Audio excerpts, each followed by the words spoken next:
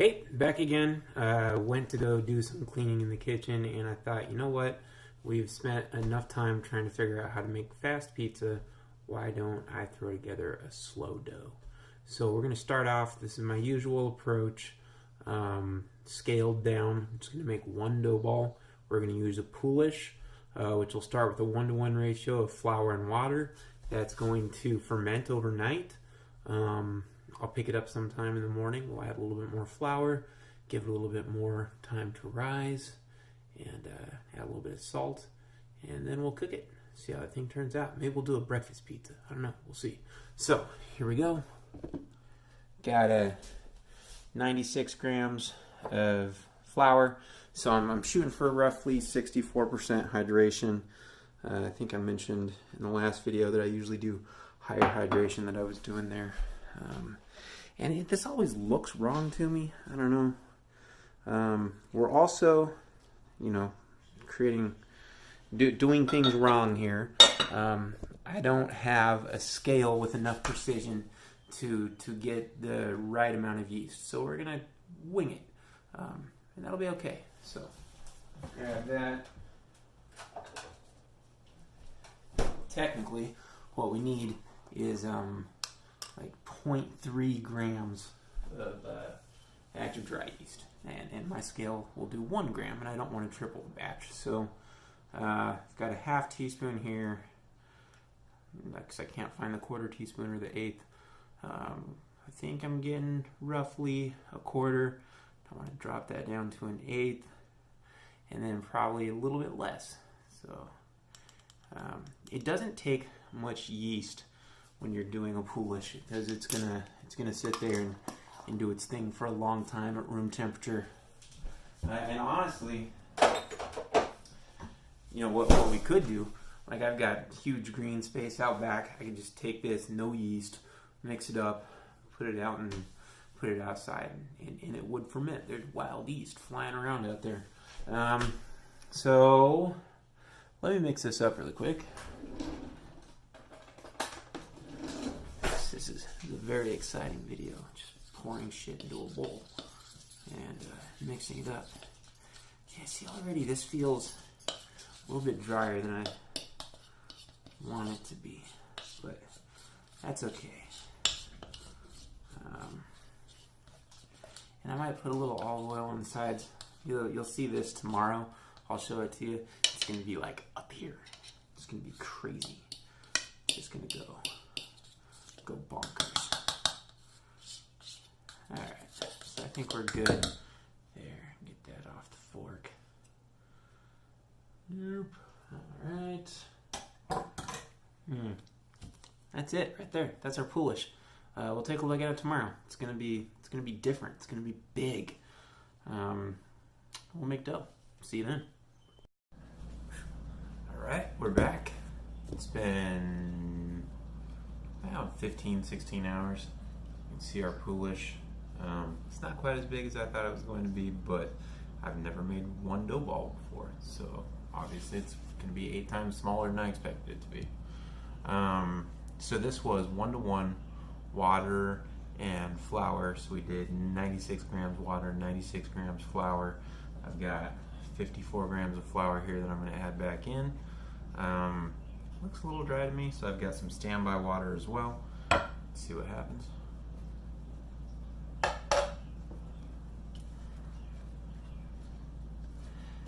Okay, that's still nice and wet dough there.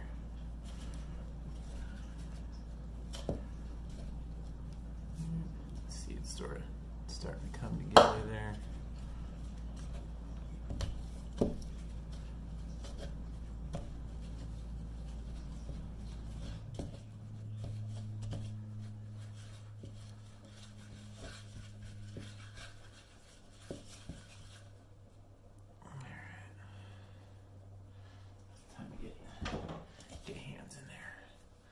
Oh yeah, okay. This is really, really wet Poolish, which is good. That's what we wanted. When it sits for 16 hours, it starts to get dry on top, and you fail to appreciate just how much moisture is sitting below that. to get the rest of this flour incorporated. I don't think we're going to need that standby water. So yeah, this is still damp, which is good.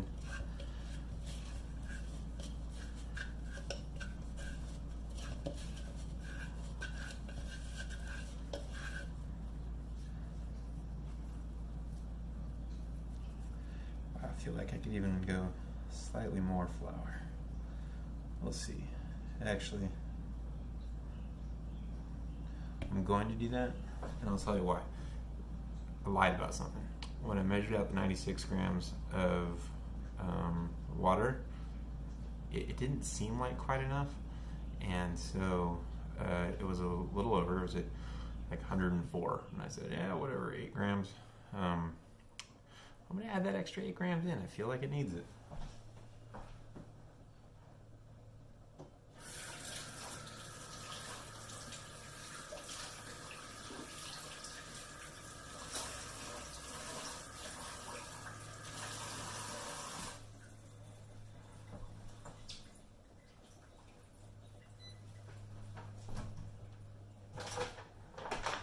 So back to my cardinal sins of bacon, which includes, wait, never mind, my scale's still good.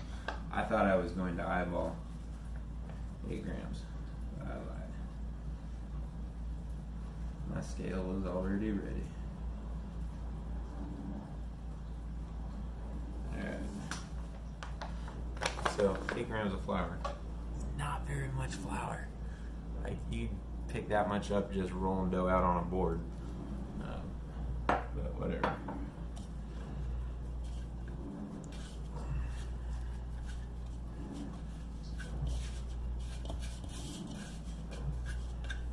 Which I guess to that effect, there's probably still as much flour in this bowl that has not yet been incorporated. You can kind of see it sitting down in there.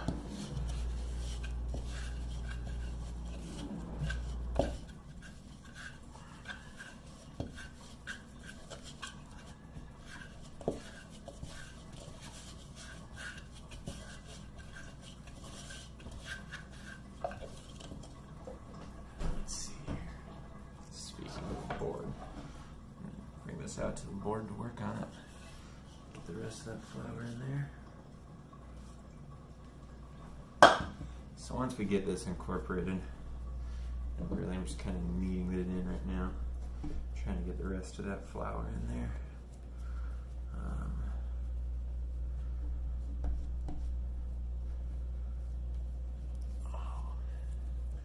Yeah, this is just a sticky dough.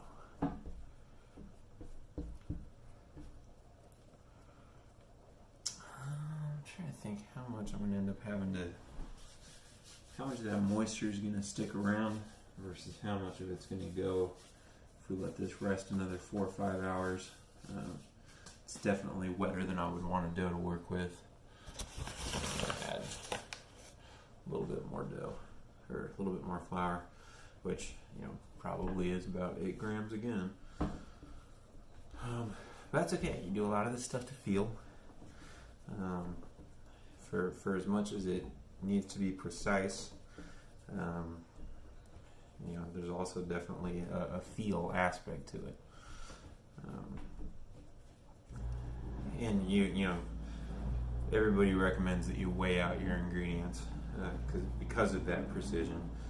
There's, you know, boatloads of people out there using measuring cups instead. You can easily slide a few grams this way or that way on a measuring cup if you're not paying attention.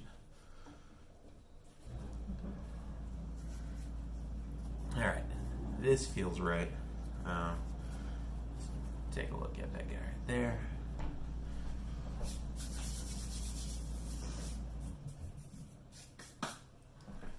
Go back into the bowl and hang out for a few hours.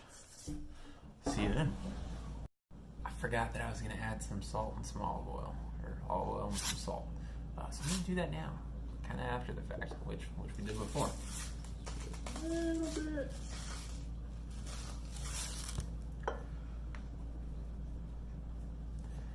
Just a little tiny bit.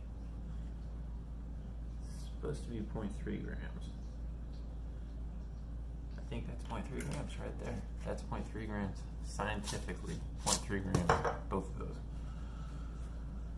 I don't think so. That's okay.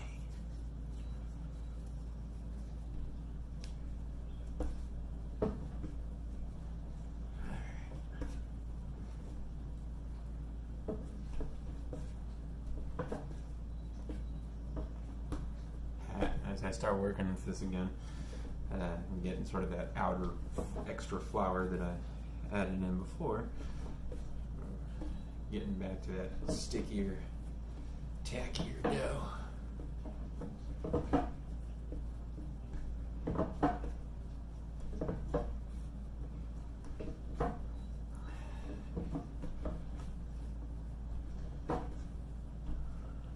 This is fun.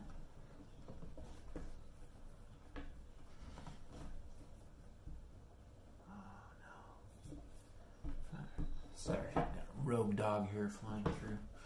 Trying to catch that and deal with that.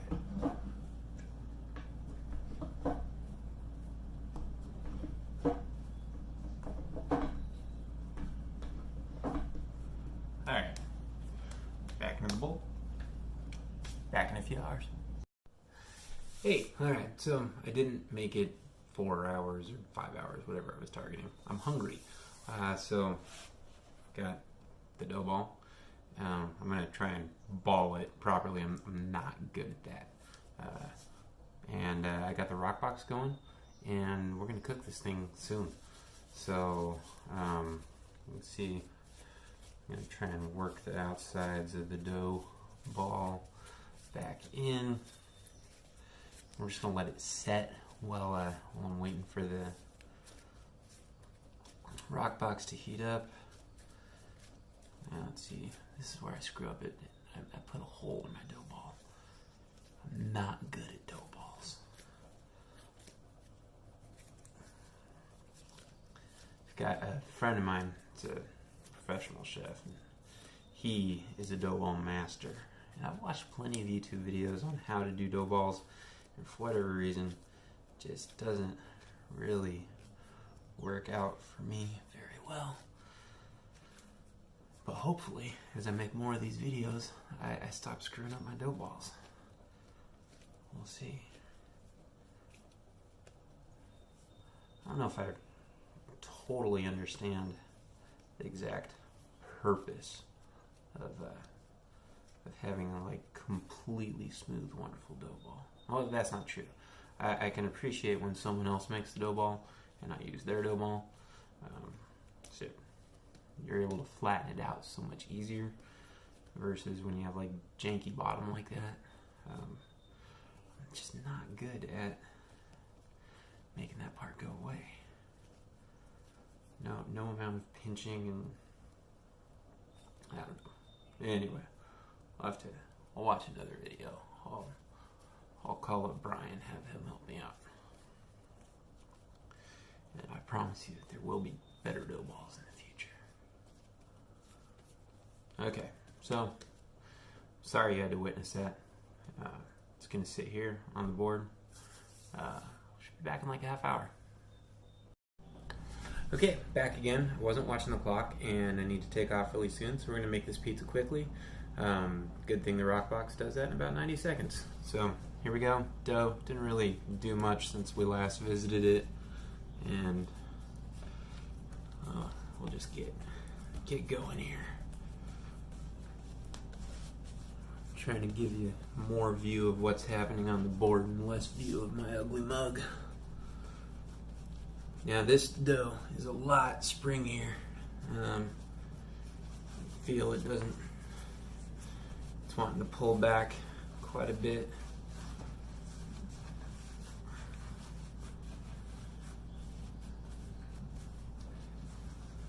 Just another thing you'll learn is I'm not super great at shaping pizzas.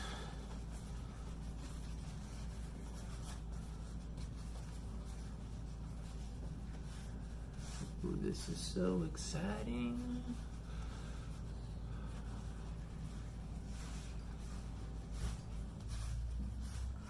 Fortunately, this should use up the last of the ham that I have, the last of the salami for now.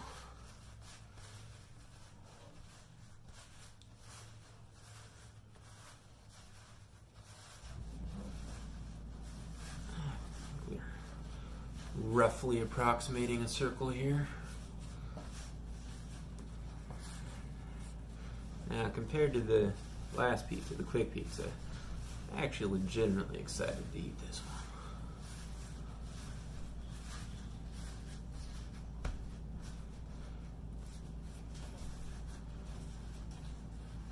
Try and get rid of any high spots in here. You can see it's kind of lumpy there, so, or maybe you can't see, I don't know. Alright. Sauce in there. Looks like I don't have any spoons available to me at the moment.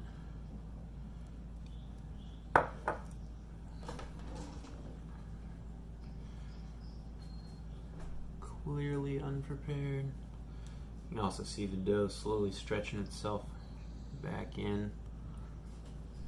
That's alright. They're all experiments, and they're all pizza, so like, even though you muck it up, it's not bad. It's always good.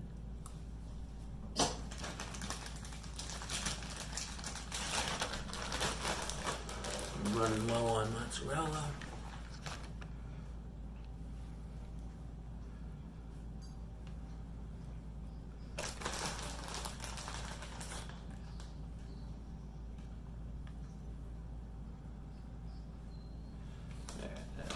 Good. See how many salamis I have left here. Oh, that's perfect. That's gonna be good. Got 4 of them in there. That's all we need.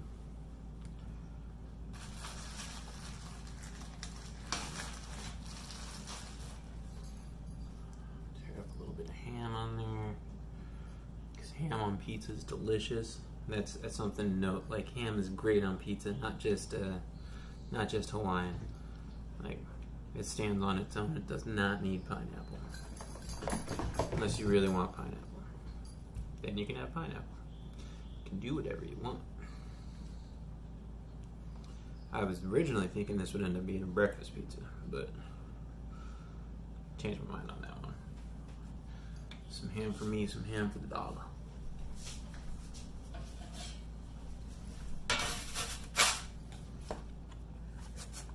Alright. Let's do it. Didn't even check the temperature. Hey, look at that. Spot on. Can you see that? It's good. Alright. Oh, that ham smells so good.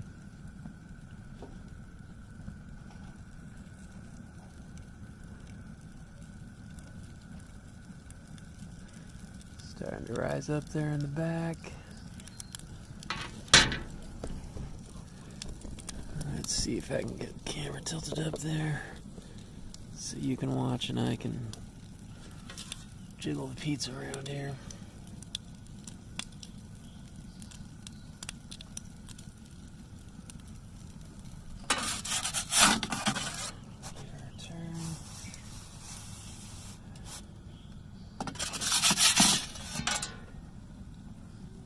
Went a little far. That's all right.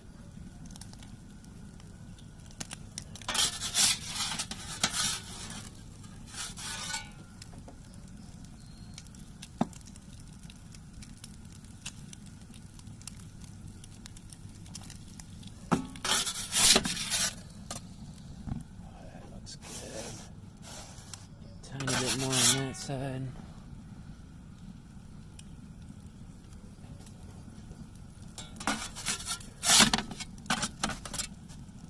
All right, that's our pizza. Yeah. Cutting board.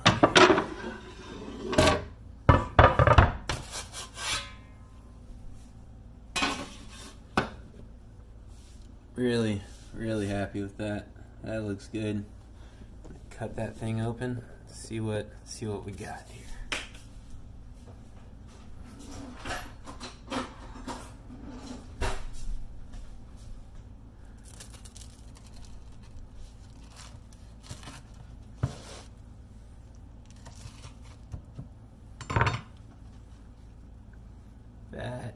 That looks like good pizza to me. Let's take a bite. Yep. That's good pizza. See you.